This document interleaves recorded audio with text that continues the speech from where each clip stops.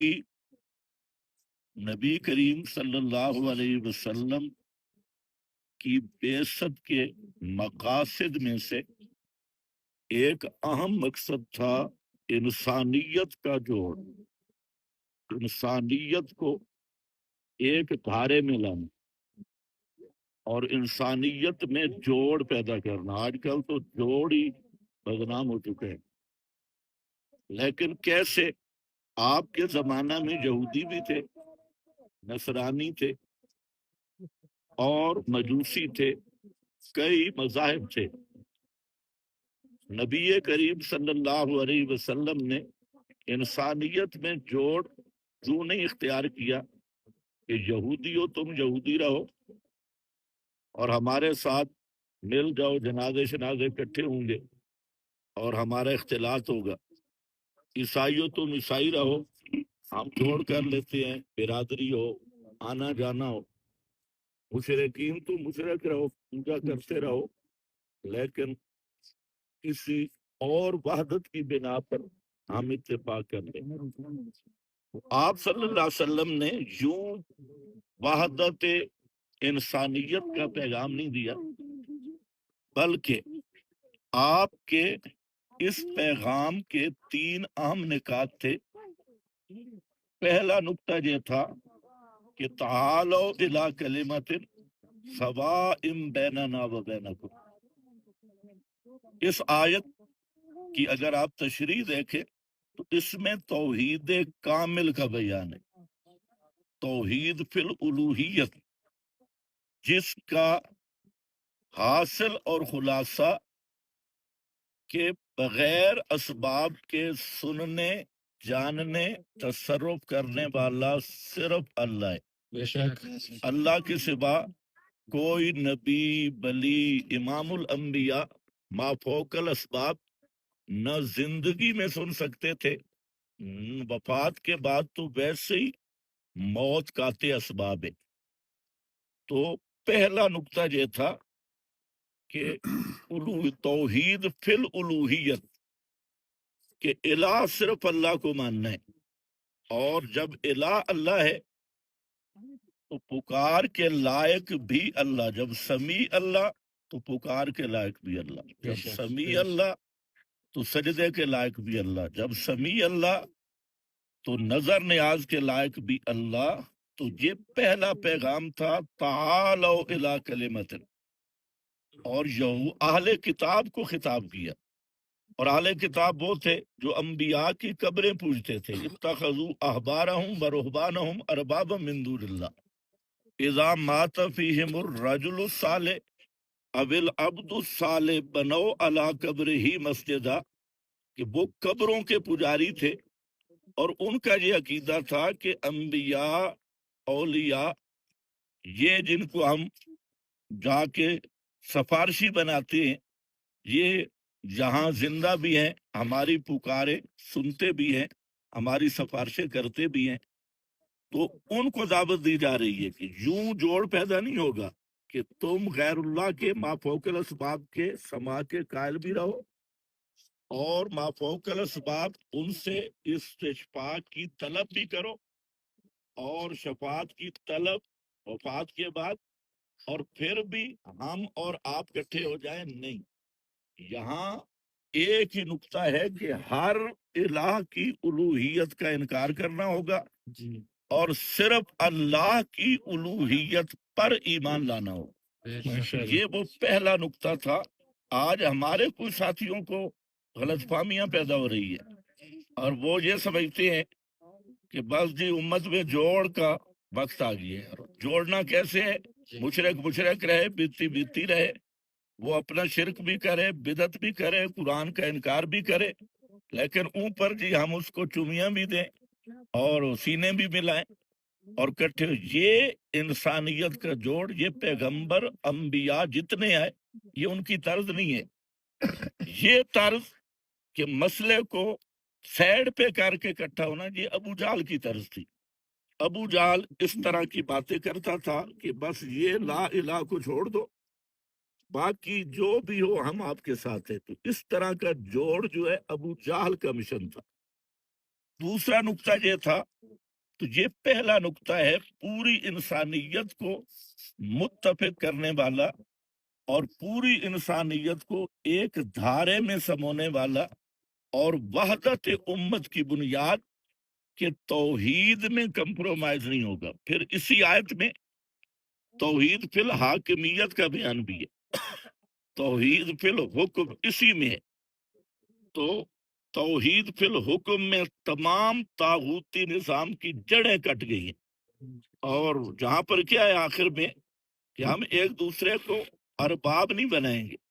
مطلب اللہ کی وجہ سے یہود و نصارہ نے اتخذوا احبارہم ورہبانہم اربابا من دون اللہ، انہوں نے اللہ کے علاوہ ایسے حاکم حقیقی مانے، حالانکہ قرآن کہتا ہے کہ اصل حکم ہے ہی صرف اللہ کا، ان الحکم الا للہ، اور انہوں نے مولویوں کی کتاب و سنت کے اپنے کتاب کے مقابل جو اللہ نے حلال کہا مولویوں نے حرام کہا، انہوں نے مولویوں کی حکم کو مانا۔ تو اللہ کی کتاب کے مقابل کسی پیر، یہ لفظ مقابل ذرا ذہن میں رکھے، یہ بہت سارے مولویوں کو یہ سمجھ نہیں آتا، اور پھر بیچارے وہ انہیں ٹھنڈے پانی سے استنجا کرنا پڑتا ہے۔ تو اس لیے یہ مقابل کہ ایک مسئلہ قرآن نے کیا، اس کے مقابل اپنے اکابر کو مانتا ہے، بزرگوں کو مانتا ہے، حتیٰ کہ قرآن کے مقابل روایت پہ ایمان رکھتا ہے، وہ بھی مشرک فی الحکم ہے۔ اور ان اطاعتموہم انکم لمشرکون، آج کچھ لوگ حاکمیت کا نام لیتی ہے اور اس میں وہ یہ کہتے ہیں جی جمہوریت کفر ہے، فلاں کفر ہے، تو یہ آدھی توحید فی الحکم ہے۔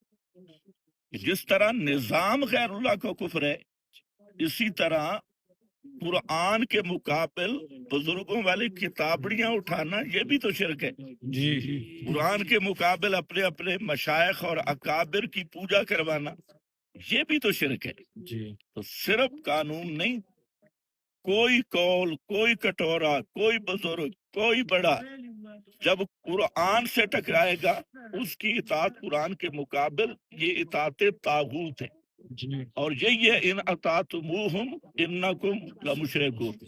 تو یہ پہلا نقطہ ہے جوڑ پیدا کرنے کا، آپ بھی محنت کریں اس نقطے پہ جوڑیں، توحید کو بائی پاس کر کے، توحید میں تلبیس کر کے، کتمان کر کے پھر سب کو ملانا، تو یہ یہودیت ہے اور یہ طاغوتیت کی تائید ہے۔